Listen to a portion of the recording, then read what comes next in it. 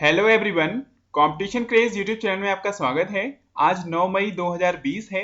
आज हम 9 मई की इंपॉर्टेंट करंट अफेयर आपके साथ डिस्कस करेंगे। मुझे उम्मीद है आपको आज का वीडियो बहुत पसंद आएगा। आप इस वीडियो को अपने दोस्तों के साथ शेयर कर सकते हैं और आप इस वीडियो को लाइक भी करें। और हमारे कुछ प्लेटफॉर्म हैं, टेलीग्राम, फेसबुक ग्रुप और इंस्टाग्राम। यहाँ पर आप हमें फॉलो कर सकते हैं। हम यहाँ पर आपके लिए रेगुलर बेसिस पर अपडेट प्रोवाइड करते हैं, तो आप हमारे इन प्लेटफॉर्म को ज्वाइन कर सकते हैं।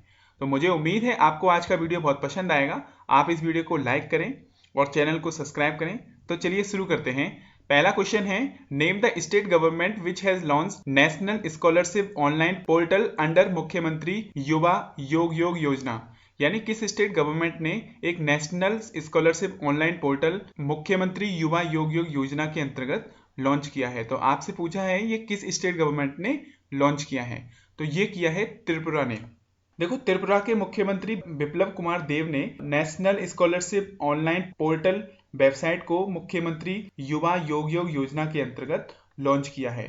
ये स्टेट सेक्रेटरीट की इंसेंटिव स्कीम है। इसके माध्यम से जो स्टूडेंट एकेडमिक ईयर 2019-20 में स्टडी कर रहे हैं वह भी इस योजना के अंतर्गत पार्टिसिपेट कर सकते हैं।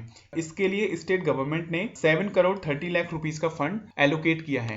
यानी इसके माध्यम से जो लोग बैच 2019-20 के हैं वह इसमें पार्टिसिपेट कर सकते हैं। इसके लिए जो फाइनल ईयर के स्टूडेंट हैं उनको डिजिटल फॉर्मेट के माध्यम से जो सरकार की जो पॉलिसीज हैं या जो वहाँ का एम्प्लॉयमेंट है उसको प्रोवाइड किया जाएगा। इसका मेन ऑब्जेक्टिव है कि जो फाइनल ईयर के स्टूडेंट हैं उनको ऑनलाइन पोर्टल के माध्यम से उन्हें डिजिटली कनेक्ट किया जा सके, जिससे कि वह अपनी स्टडी को बूस्टअप कर सकें और साथ ही साथ जो एम्प्लॉयमेंट की अपॉर्चुनिटी है उनको भी वह इसके माध्यम से प्राप्त कर सकें। अब बात करते हैं हम त्रिपुरा की। त्रिपुरा की कैपिटल है अगरतला और यहाँ के गवर्नर हैं रमेश बैस। यहाँ का इंपॉर्टेंट नेशनल पार्क है क्लाउड लिप्योर्ड नेशनल पार्क।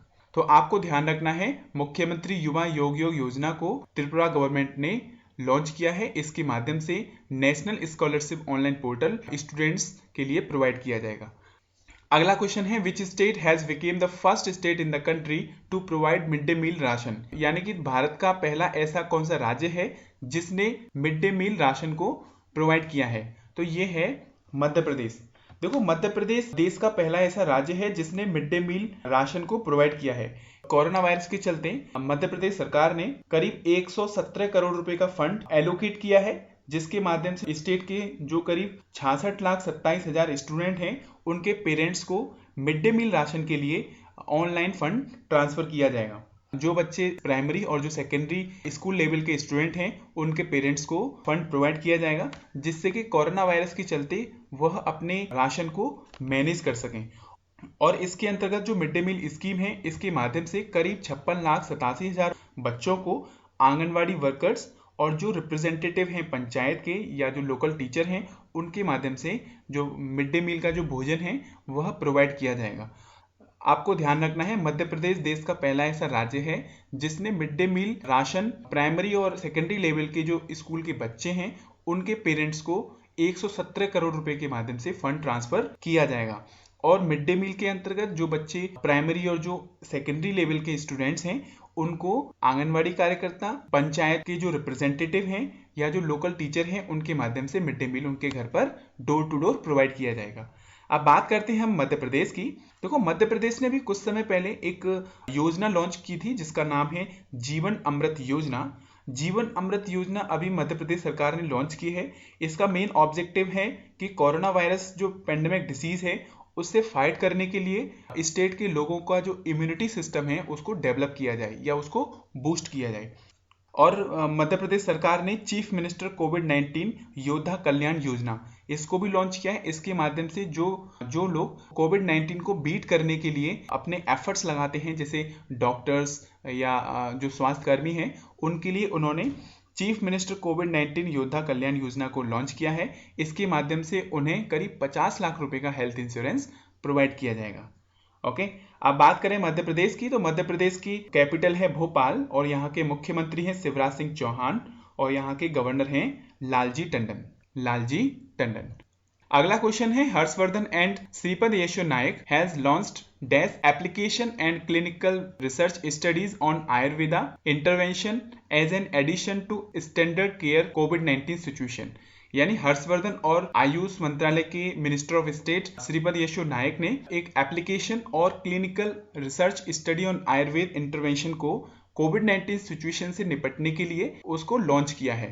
तो आपसे पूछा है इस एप्लीकेशन का नाम क्या है, तो ये है आयुष संजीवनी।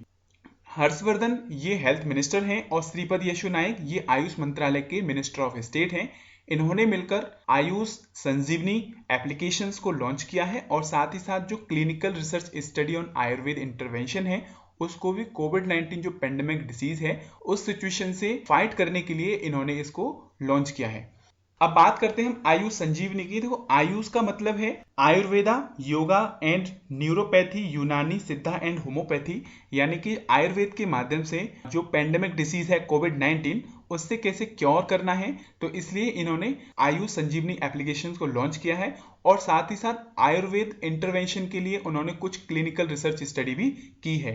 तो इन्होंने इन दोनों प्लेटफॉर्म को लॉन्च किया है जिसके माध्यम से जो कोविड-19 जो पेंडेमिक डिसीज की जो सिचुएशन है उससे फाइट किया जा सके। तो आपको ध्यान रखना है ये एप्लीकेशन है आयुष संजीवनी। और इस एप्लीकेशन को और जो clinical research study on Ayurveda intervention है इसको वीडियो कॉन्फ्रेंसिंग के माध्यम से डॉक्टर हर्षवर्धन और श्रीपद यशो नायक ने लॉन्च किया। अगला क्वेश्चन है name the state which has launched a unique vehicle Sanjeevani developed by the local level to help the health worker. यानी किस स्टेट गवर्नमेंट ने एक यूनिक व्हीकल को लॉन्च किया है जिसका नाम है संजीवनी। इसके माध्यम से जो लोकल लेवल पर जो हेल्थ वर्कर हैं उनकी हेल्प की जाएगी। तो ये किस स्टेट गवर्नमेंट ने इसको लॉन्च किया है, ये किया है मध्य प्रदेश ने। देखो मध्य प्रदेश सरकार ने अभी हाल ही में यूनिक व्हीकल जिसका नाम है संजीवनी उसको डेवलप किया है जिसके माध्यम से जो कोविड-19 जो पेंडेमिक डिसीज है उसको फाइट करने के लिए जो हेल्थ वर्कर्स अपने एफर्ट्स लगाते हैं उनकी लोकल लेवल पर हेल्प करने के लिए इस संजीवनी व्हीकल को लॉन्च किया है। और ये जो व्हीकल है ये मध्य प्रदेश सरकार ने लॉन्च किया है। अगला क्वेश्चन है according to the centre for monitoring Indian economy the country unemployment rate rose to -% for the week ended May 3 due to कोविड-19 क्राइसिस। यानी कि centre for monitoring Indian economy ये मुंबई बेस्ड ऑर्गेनाइजेशन है। इसकी रिपोर्ट के अनुसार कोविड-19 crisis के दौरान 3 मई के एंड वीक में जो अनएम्प्लॉयमेंट रेट है यह कंट्री में कितना % बढ़ गया है, तो ये हो गया है 27.11%। यानी कि अभी एक report I centre for monitoring Indian economy की जो एक मुंबई बेस्ड ऑर्गेनाइजेशन है। इसने कोविड-19 के चलते जो देश में अनएम्प्लॉयमेंट इंक्रीज हुआ है उसको इन्होंने बताया है कि 3 मई 2020 के एंड वीक में जो इंडिया की अनएम्प्लॉयमेंट रेट है ये 27.11% हो गई है। ओके, तो आपको ध्यान रखना है ये है 27.11% अनएम्प्लॉयमेंट रेट। अगला क्वेश्चन है who has appointed as US envoy to OECD यानी organisation for economic cooperation and development. यानी organisation for economic cooperation and development की यूएस इनोवी के रूप में किसे अपॉइंट किया है, तो ये किया है मनीषा सिंह को। मनीषा सिंह को डोनाल्ड ट्रंप ने organisation for economic cooperation and development के लिए यूएस इनोवी के रूप में नॉमिनेट किया है। तो आपको ध्यान रखना है इनका नाम है मनीषा सिंह। अब हम बात करते हैं OECD की, organisation for economic cooperation and development. ये 1948 में इसको इस्टेब्लिश किया गया था और इसके सेक्रेटरी जनरल हैं एंजेल गुरिया और इसका हेडक्वार्टर है पेरिस फ्रांस में और इसके मेंबर कंट्रीज हैं 37। तो आपको ध्यान रखना है यूएस प्रेसिडेंट डोनाल्ड ट्रंप ने organisation for economic cooperation and development की यूएस इनोवी के रूप में मनीषा सिंह को नॉमिनेट किया है। ओके, इसमें पहला ऑप्शन है कृष्णन रामचंद्रन को मैक्स भूपा हेल्थ इंश्योरेंस कंपनी के MD एंड CEO के रूप में अपॉइंट किया है। और इसमें दूसरा ऑप्शन है तरुण बजाज को RBI सेंट्रल बोर्ड में डायरेक्टर के रूप में अपॉइंट किया है। अगला क्वेश्चन है according to international energy agency India energy demand falls by 30% due to कोविड-19 lockdown, where is the headquarter of IEA। यानी कि इंटरनेशनल एनर्जी एजेंसी की रिपोर्ट के अनुसार इंडिया के एनर्जी सेक्टर में 30% की डिमांड में कमी आई कोविड-19 लॉकडाउन के चलते। तो आपसे पूछा है जो इंटरनेशनल एनर्जी एजेंसी है इसका हेडक्वार्टर कहाँ है, तो ये है पेरिस फ्रांस में। देखिए, अभी इंटरनेशनल एनर्जी एजेंसी ने अभी एक रिपोर्ट जारी की जिसमें बताया कि कोविड-19 लॉकडाउन के चलते इंडिया में जो एनर्जी सेक्टर है उसकी डिमांड में करीब 30% की कमी आई। ओके, और ये जो रिपोर्ट निकाली है ये इंटरनेशनल एनर्जी एजेंसी ने इसको बताया है। अब बात करते हैं हम इंटरनेशनल एनर्जी एजेंसी की। इसको फाउंड किया गया था 1974 में। इसका हेडक्वार्टर है पेरिस, फ्रांस, और इसके मेंबर कंट्रीज हैं 30, और इसके एग्जीक्यूटिव डायरेक्टर हैं फतेह बिरोल। अगला क्वेश्चन है, who has appointed as 6th prime minister of Iraq, यानी कि इराक के 6th प्राइम मिनिस्टर के रूप में किसे अपॉइंट किया है? तो ये किया है मुस्तफा अल कादमी। मुस्तफा अल कादमी को इराक के 6th प्राइम मिनिस्टर के रूप में अपॉइंट किया है।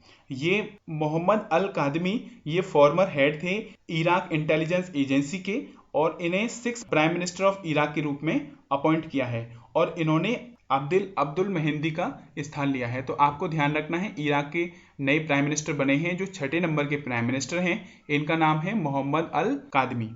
अब बात करते हैं हम इराक की। तो इराक की कैपिटल है बगदाद, और यहाँ करेंसी चलती है दिनार।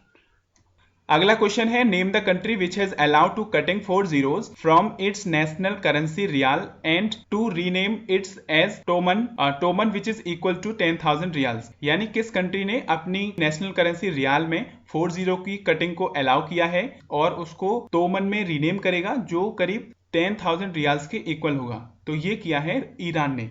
देखो, ईरान ने कोरोना वायरस के आउटब्रेक से उभरकर अपनी कंट्री की जो इकोनॉमी को पटरी पर लाने के लिए प्रयास शुरू किए हैं, और वहां की पार्लियामेंट ने नेशनल करेंसी डिनोमिनेशंस के बिल को मंजूरी दी है, जो नेशनल करेंसी रियाल से 4 जीरो को काटने और इसे टोमन के रूप में बदलने की अनुमति देता है, जो करीब 10,000 रियाल के इक्वल होता है। यह अमेरिका के प्रतिबंधों के कारण जो ईरान की करेंसी है उसमें बड़ी गिरावट को रोकने के लिए वहां की सेंट्रल बैंक ने और वहां की गवर्नमेंट ने ये स्टेप लिए हैं।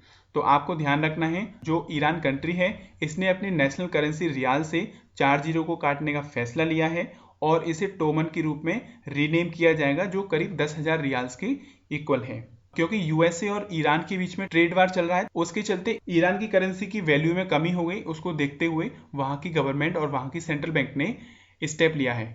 ईरान की जो सेंट्रल बैंक है, सेंट्रल बैंक ऑफ ईरान, उसको मरकजी भी कहा जाता है। ओके, अब बात करते हैं ईरान की। तो ईरान की कैपिटल है तेहरान, और यहाँ के राष्ट्रपति हैं हसन रोहानी।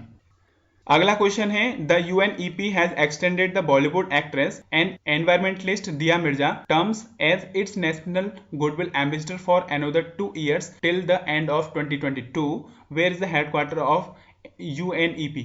यानी UNEP मतलब यूनाइटेड नेशन एनवायरमेंट प्रोग्राम ने बॉलीवुड एक्ट्रेस और एनवायरमेंटलिस्ट दिया मिर्जा को अपना नेशनल गुडविल एम्बेसडर का टर्म 2 साल के लिए एक्सटेंड किया है, जो अब 2022 तक UNEP की गुडविल एम्बेसडर रहेंगी। तो आपसे पूछा है यूनाइटेड नेशन एनवायरमेंट प्रोग्राम का हेडक्वार्टर कहाँ है? तो ये है नैरोबी, केन्या में।